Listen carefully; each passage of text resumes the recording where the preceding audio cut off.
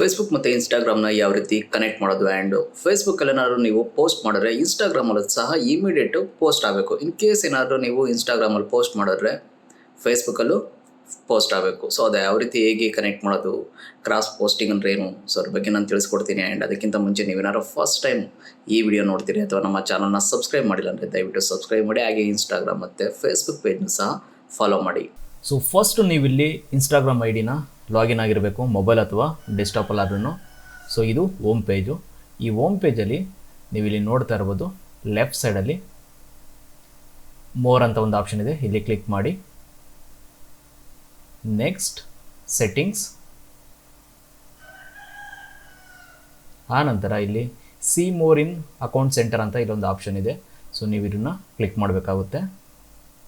So next add accounts ಅಂತ ಒಂದು option ಇದೆ. ಸೊ ಇಲ್ಲಿ ಕ್ಲಿಕ್ ಮಾಡಬೇಕಾಗುತ್ತೆ.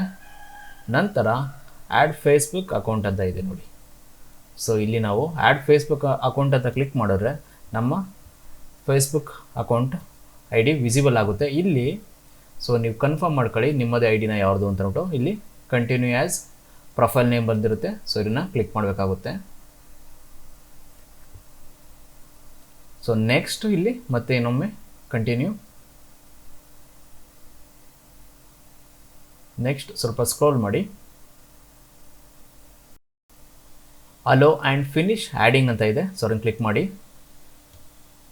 ಸೊ ಇದೀಗ ಫೇಸ್ಬುಕ್ ಮತ್ತು ಇನ್ಸ್ಟಾಗ್ರಾಮ್ ಐ ಡಿ ಸಹ ಎರಡು ಲಿಂಕ್ ಆಗಿದೆ. ನೀವೀಗ ಫೇಸ್ಬುಕ್ಕಲ್ಲಿ ನೀವು ಯಾವುದೇ ಒಂದು ಪೋಸ್ಟ್ ಮಾಡೋದು ಸಹ ಇನ್ಸ್ಟಾಗ್ರಾಮ್ಗೆ ಹೋಗುತ್ತೆ. ಇನ್ಸ್ಟಾಗ್ರಾಮಲ್ಲಿ ಏನಾದ್ರು ನೀವು ಪೋಸ್ಟ್ ಮಾಡಿದ್ರೆ ಫೇಸ್ಬುಕ್ಗೂ ಸಹ ಬರುತ್ತೆ. ಸೊ ಇದಕ್ಕೆ ಕ್ರಾಸ್ ಪೋಸ್ಟಿಂಗ್ ಅಂತ ಕರೀತಾರೆ.